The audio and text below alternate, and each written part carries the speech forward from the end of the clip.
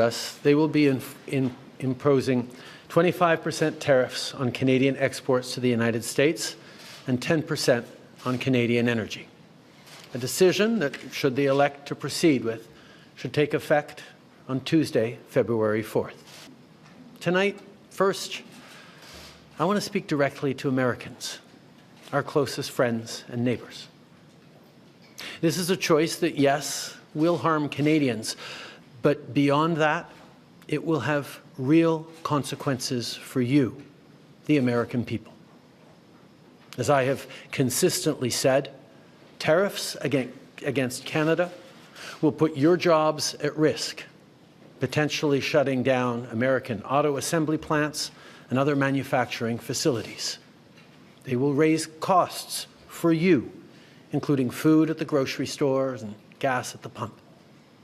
They will impede your access to an affordable supply of vital goods crucial for U.S. security, such as nickel, potash, uranium, steel, and aluminum. They will violate the free trade agreement that the President and I, along with our Mexican partner, negotiated and signed a few years ago. But it doesn't have to be this way.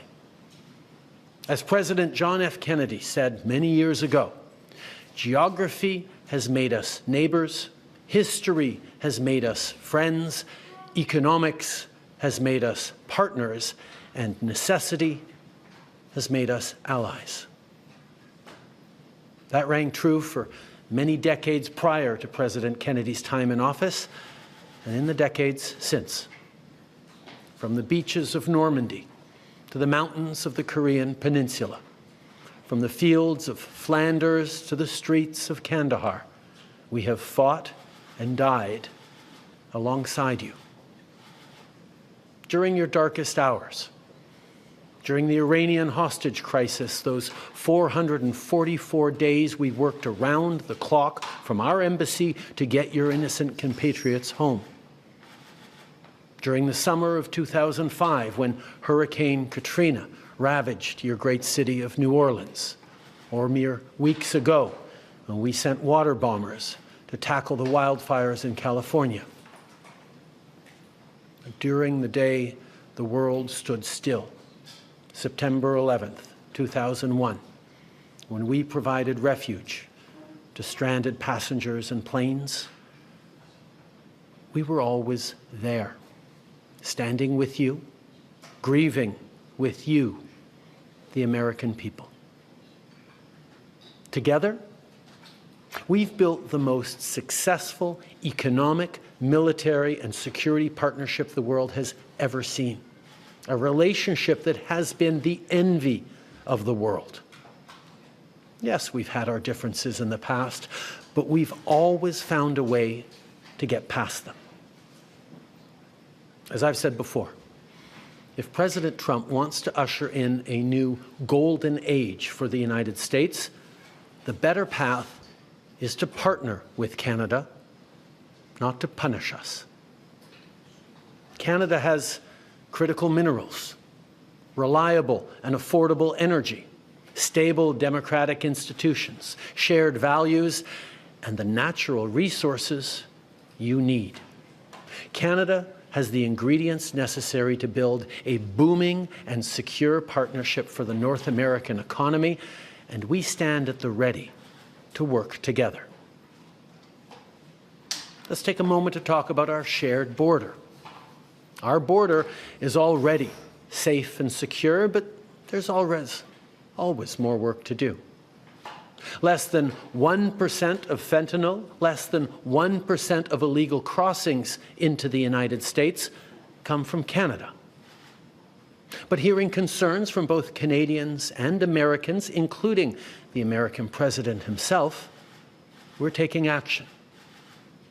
We launched a $1.3 billion border plan that is already showing results, because we too are devastated by the scourge that is fentanyl, a drug that has torn apart communities and caused so much pain and torment for countless families across Canada, just like in the United States. A drug that we too want to see wiped from the face of this earth. A drug whose traffickers must be punished. As neighbors, we must work collaboratively to fix this. Unfortunately, the actions taken today by the White House split us apart instead of bringing us together. Tonight, I am announcing Canada will be responding to the U.S. trade action with 25% tariffs against $155 billion worth of American goods. This will include immediate tariffs on $30 billion worth of goods as of Tuesday, followed by further tariffs on $125 billion worth of American products in 21 days' time to allow Canadian companies and supply chains to seek to find alternatives.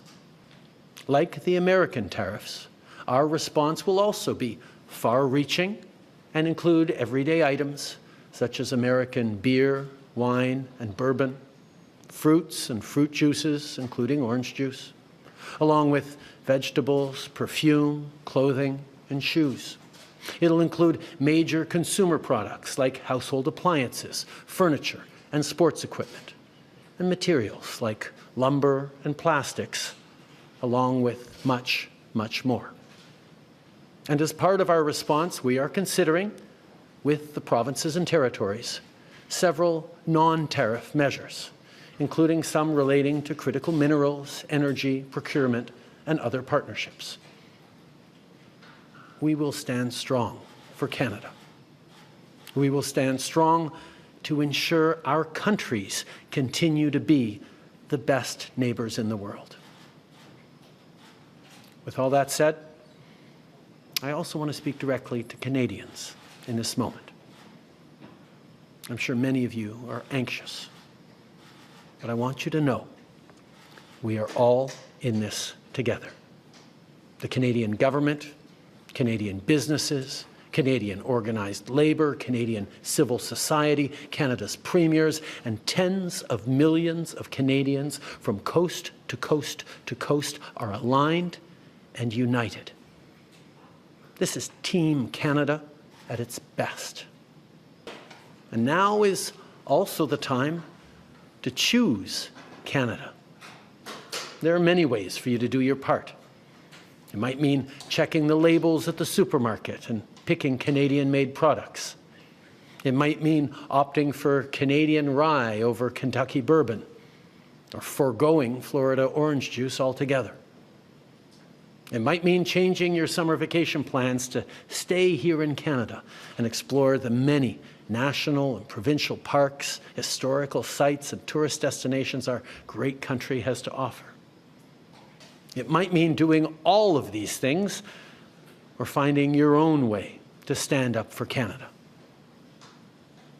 In this moment, we must pull together because we love this country. We pride ourselves on braving the cold during the long winter months. We don't like to beat our chests, but we're always out there, waving the maple leaf loudly and proudly to celebrate an Olympic gold medal. C'est nécessaire. Canada is home to bountiful resources, breathtaking beauty, and a proud people who've come from every corner of the globe to forge a nation with a unique identity worth embracing and celebrating. We don't pretend to be perfect, but Canada is the best country on earth. There's nowhere else that I and our 41 million strong family would rather be, and we will get through this challenge, just as we've done countless times before, together. I think Canadians are a little perplexed as to why our closest friends and neighbors are choosing to target us instead of so many other challenging parts of the world. I don't think there's a lot of Americans who wake up in the morning saying, "Oh, damn Canada. Oh, we should really go after Canada." We're there as friends, as partners, We always have been, we always will be. Sure, we're going through a difficult time right now, and yeah, emotions may run high here and there, particularly around hockey games. But I know we're going to make it through this because we have the most successful partnership the world has ever seen, and it's a true value in this time of really challenging geopolitical instability.